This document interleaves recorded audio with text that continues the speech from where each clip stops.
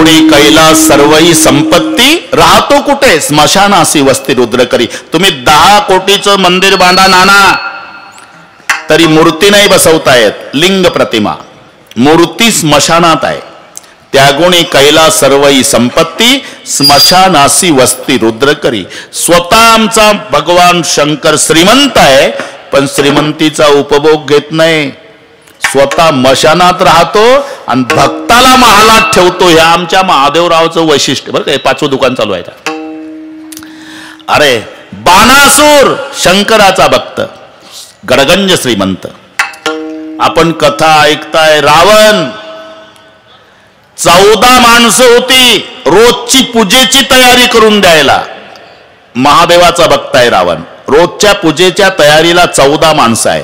आणि रावण पहाटे 3:30ला पूजा सुरू करायचा, ते 6:30 पर्यंत 9:30 पर्यंत 6 घंटे 1000 कमळे वाहण्याचा नियम होता 12 बाबा रावणाचा. एक दिवस एक कमळ कमी पडलं, 999 वाहले. एक कमी पडलं, उठला नाही.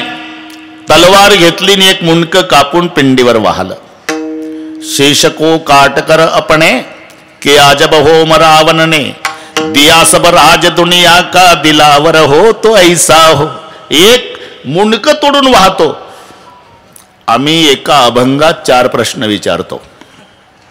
आंघोळ झाली का चाललं बाथरूम मध्ये अभंग म्हणा. सुंदर ध्यान उभे विटेवरी कर्कटावरी ठेवून या. ठेवला का? तुळशी हरगळ्या काशपितांबर आवड निरंतर ह्याची ध्यान पुन्हा ध्यानात येतं. झाला का? मकर कुंडले तैपती सवणी कंठी कौस्तुभणी विराजित आणला का? आणि पुढं आणल्यावर तुका म्हणे माझे ह्याची सर्व सुख एका कपात उरकतो काकडानं हरिपाडा रे. एक मुंडक कापून पिंडीवर वाहतो. ही भक्ती. महादेवाचा 1 नंबरचा भक्त. धन्य भाग्य रावणाचे, धन्य भाग्य रावणाचे. दास झाले शंकराचे,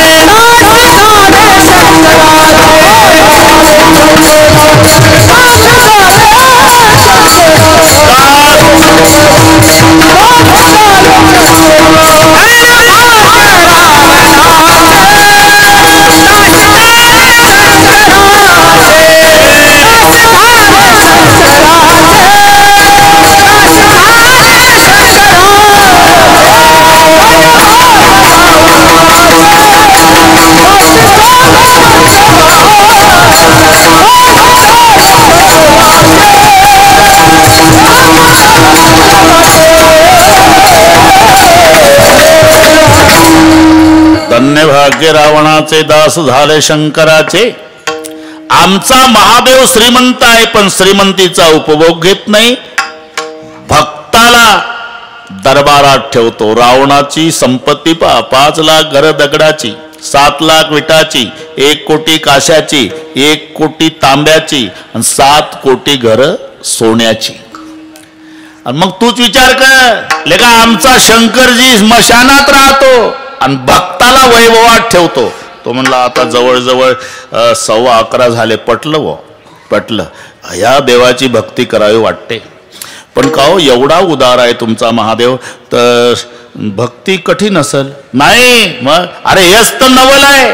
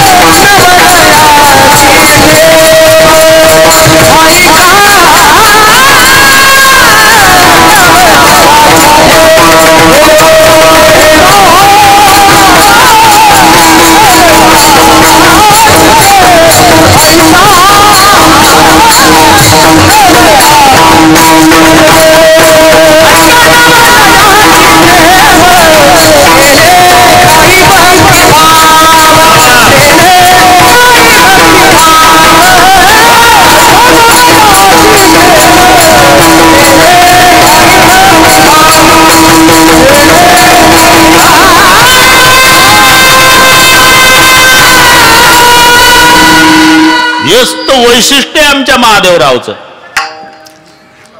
ऐका, आमच्या संस्थेची पद्धत आहे काय, दुसऱ्या चरणात सांगतात, तिसऱ्यात काही सांगायची गरज आहे का? ओळखलं पाहिजे त्यांनी बरोबर. आम्ही कसंही येऊ, कोणीही चरणात येऊ, स्वातंत्र्य आहे वक्त्याला. हिशोब एक आला पाहिजे. 2 न 2 4, 2.25 न 2.25 4, 1.5 न 2.5 4, 1.25 न 3.25 4. फक्त 4 येणं महत्वाचं आहे. आम्ही कुठेही जाऊ, कुठेही म्हणजे अभंगातल्या दुसऱ्या चरणात आलो विठ्ठला.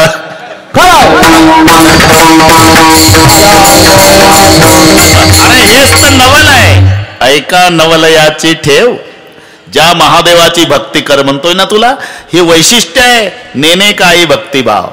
अरे भक्ती करणाऱ्याचा हेतू सुद्धा लक्षात घेत नाही. इथे जो भाव शब्द आहे ना, इथे उद्देश किंवा हेतू असा अर्थ लावायचा. भाव म्हणजे बाजार भाव नाही.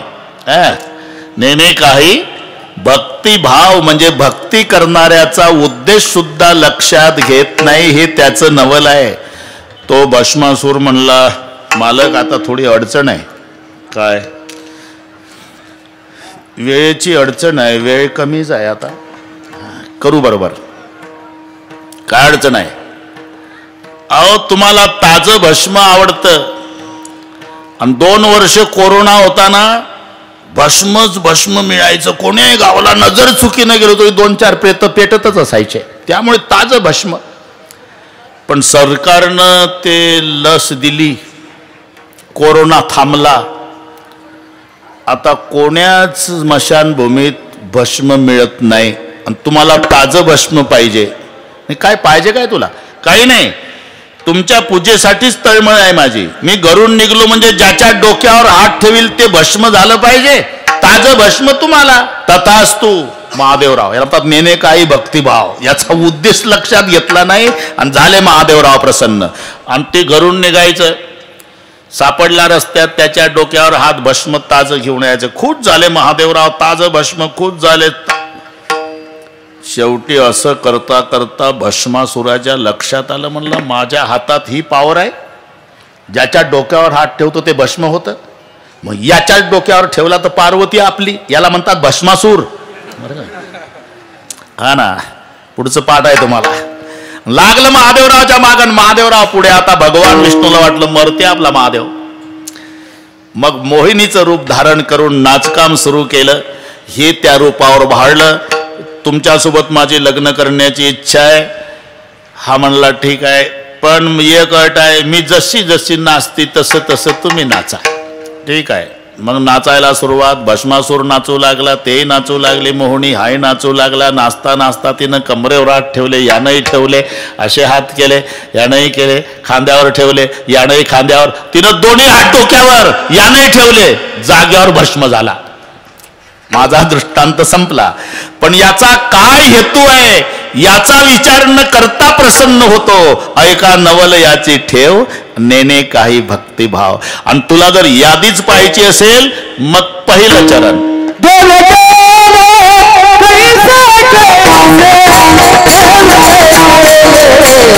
केले कैसे कैसे उद्धरिले अनायासे.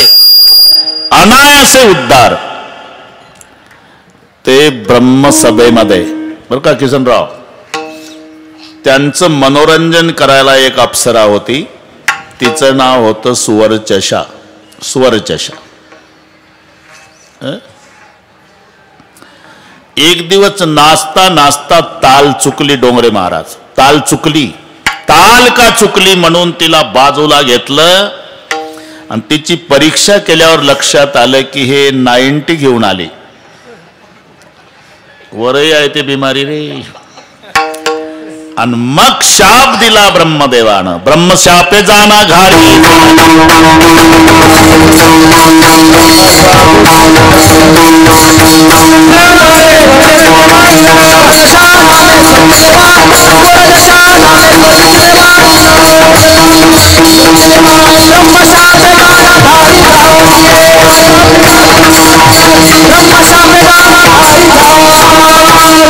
सुवर्चशा नामे स्वर्गीची देवांगना ब्रह्मशापे जाना घारी झाली.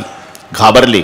उशाप द्या, तोपर्यंत फिरत राहशील जेव्हा कैकईच्या हातावरचा प्रसाद उचलशील, माय अंजनीच्या हातावर नेऊन टाकशील, मग अंजनीच्या पोटी मारुतीरायाच्या रूपात साक्षात शंकरजी जन्म घेतील, तेव्हा तुझा उद्धार होईल. तोपर्यंत फिरत होती. मग ती कैकई रुसली. अख्खं रामायण पाठ आहे तुम्हाला. आणि तिच्या हातावरचा प्रसाद घारीने झडपला, अंजनीने तो शेविला. मग अंजनीच्या तपासाठी महारुद्र आले पोटी. एका घारीचा उद्धार.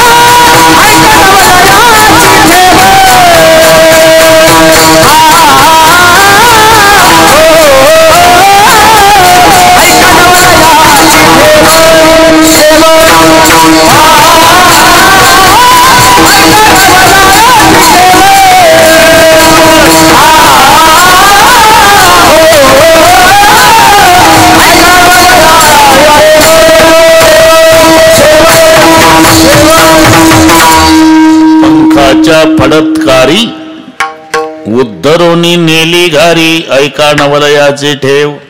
एवढंच नाही, जमतंय आता बरोबर करू आपण. पुन्हा 2 ते 5 आमच्याकडेच आहे, त्याची ना काळजी करू. रे बाबा, अजून 35 मिनिट आहे आपल्या. पंखाच्या बलात्कारी उद्धरून नेली घारी. एक चोरट, बरं का कृष्णा, चोरट होतं पण त्याची उंची 4 फुटाची, बिलिंदर होतं.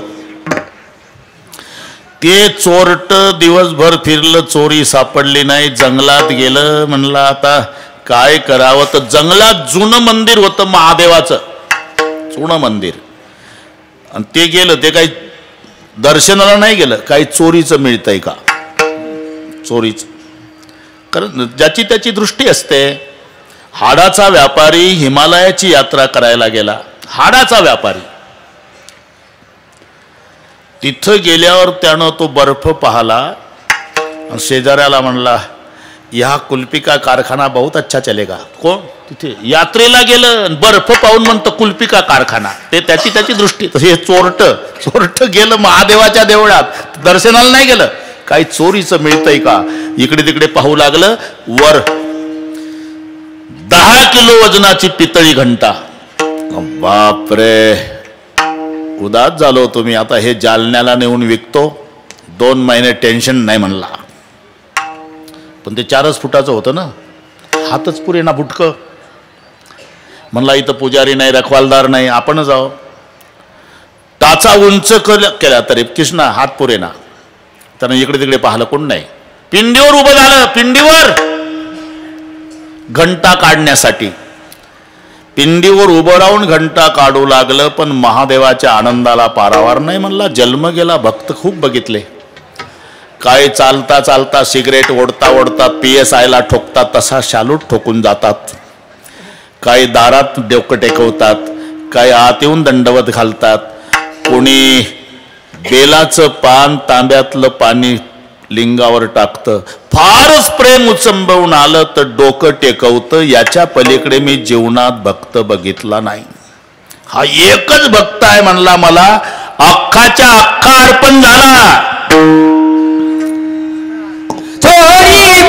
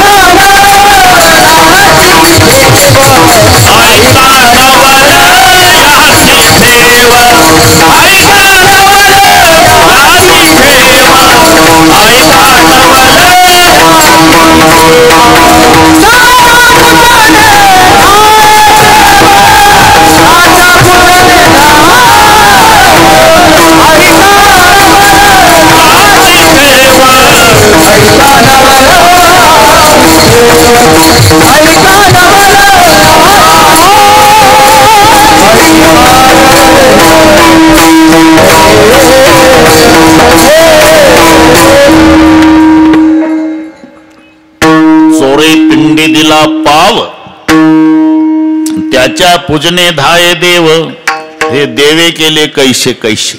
हे काही दर्शनाला गेलतं का? घंटा काढायला उभं राहिलं, उद्धरिले अनायासे. ऐका नवलयाचे ठेव, नेने काही भक्तिभाव. हे कळलं तुम्हाला? आम्हाला सवय आहे वेळेची. तुम्ही अजिबात टेन्शन घेऊ नका. हात वर करा सगळे. दमकाडा आहे, दमकाडा. थोडं बाराय मारा, थोडं शांतता. आपण हे शूटिंगवाले पत्रकार हे एवढं घे भाऊ. अरे आता जालना जिल्ह्यात 1 नंबरवर आहे आपला कार्यक्रम आहे ना, अख्ख्या जिल्ह्यात. हे एवढे घे भाऊ. पाक एवढे भक्त आले, त्या तिकडे आले, ते तिकडे गेटच्या बाहेर, तिकडच्या मावल्या ह्या इकडे बसल्या. जेवढे जेवढे हात आहे तेवढे घे. वाटत असेल तर पुढं जा, तुला त्या गेटपर्यंत गेला तरी चालेल, पण कोणाचा मूड घालवू नको आज, आहे का नाही? अरे हा पर्व का येतो का? पुढच्या वर्षी महाशिवरात्र येणार आहे, पण शताब्दी महोत्सवातली येईल का? आपण मेलो तरी पुन्हा ही संधी आहे का? शाबास शाबास. पहिले उपकार आपल्यावर कोरोनाचे आहे. जर आपला नंबर कोरोनात लागला असता तर आजचा सोहळा बघितला असता का? म्हणून हे उपकार आहे. हात वर करा, खाली नका घेऊ. मजा आहे. 5-6 दिवस झाले क्लास चालू आहे आमचा. ते ऐकतात बिचाऱ्या. एका तालात विठोबार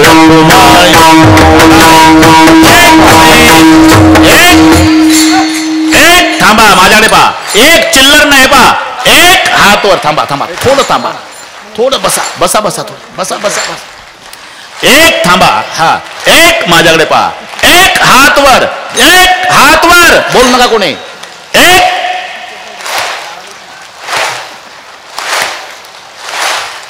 एक थांबा, ताल चुकतोय. एक हा, एक हा, एक.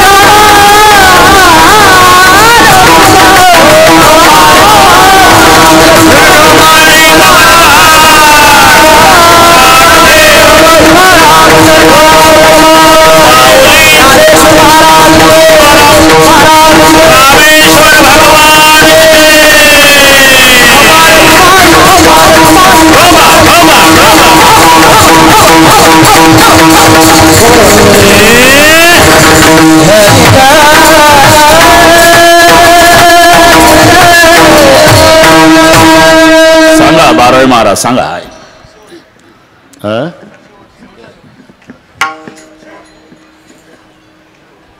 हरिभक्तपरायण तुकाराम महाराज खांडेबराड आणि हरिभक्तपरायण केदार महाराज.